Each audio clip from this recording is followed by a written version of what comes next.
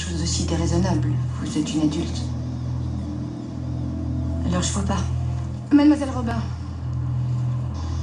s'il persiste dans cette attitude, Léo va tout droit en prison et pour de nombreuses années. À moins que vous acceptiez de m'aider. Qu'est-ce que je peux faire? Accompagnez-moi au commissariat. Il faut absolument... Cet atelier, donc l'idée c'est d'être à partir d'une scène qui est en ce qu'on appelle en séquencier pour un langage professionnel, c'est-à-dire que c'est une scène sans dialogue, c'est-à-dire que c'est ce qui se passe dans la scène. Et à partir de cette scène, on écrit un dialogue pour illustrer un peu les propos qui sont tenus dans le séquencier. Dans Plus belle la vie, le travail, c'est vraiment dans chaque séquence se dire qu'est-ce qui va intéresser le spectateur, qu'est-ce qui va le faire vibrer, qu'est-ce qui va le passionner, qu'est-ce qui va faire qu'il va se dire « Ah, j'ai envie de revenir ». Ce qui a été le plus dur, en ce qui me concerne, c'est de se détacher de la série et d'essayer de ne pas faire exactement non plus la même chose. Mais on est forcément... comment dirais-je emporté par le... Voilà, exactement, oui.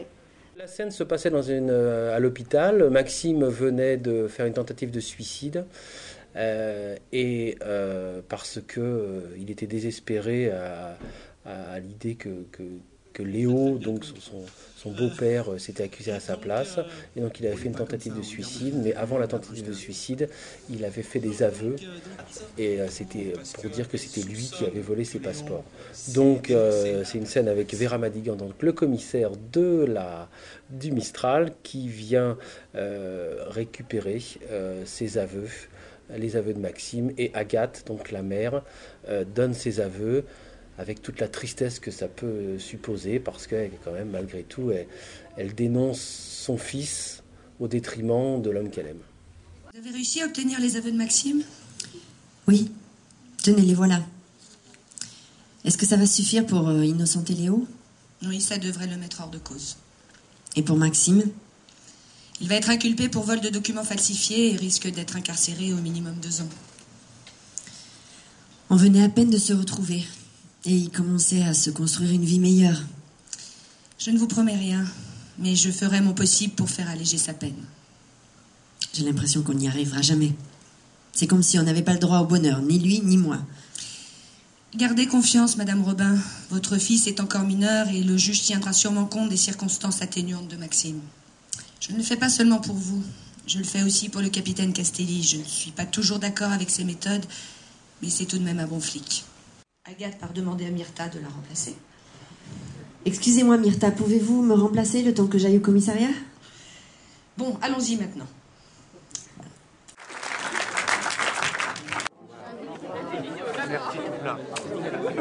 Vous avez participé pour la première fois à un atelier d'écriture de dialogue, c'est ça, avec des gens, des personnes lambda. Expliquez-moi un petit peu comment vous avez vécu cette expérience.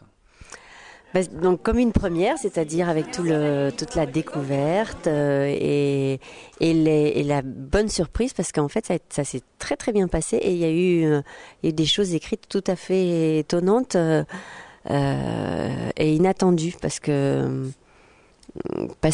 c'était des gens motivés qui étaient là, qui avaient vraiment envie de faire quelque chose et ça se sentait dans ce qu'ils ont réussi à produire, quoi, dans leur écriture. C'est-à-dire qu'ils sont aussi talentueux que de vrais dialoguistes? On va dire qu'ils ont une bonne base. Voilà, une bonne base.